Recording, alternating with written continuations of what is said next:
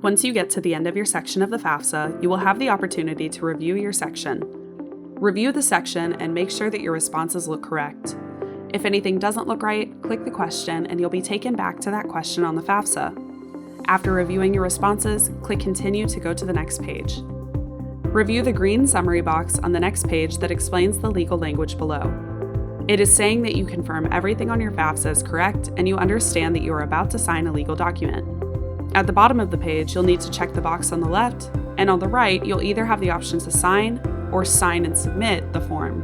If another contributor still needs to complete their section, you will only have the option to sign the FAFSA and won't be able to submit it. The FAFSA can only be submitted after all contributors have completed their section. The last contributor to do so will have the Sign and Submit button. If this is your FAFSA and you are waiting for a parent or spouse to complete their section of the FAFSA, encourage them to do so soon so that your college or colleges can get your information. Once the FAFSA is submitted, if you are a parent or spouse, you'll see a confirmation page saying that the FAFSA is submitted. If this is your FAFSA, you'll see an estimated Student Aid Index, also known as SAI, and federal aid eligibility.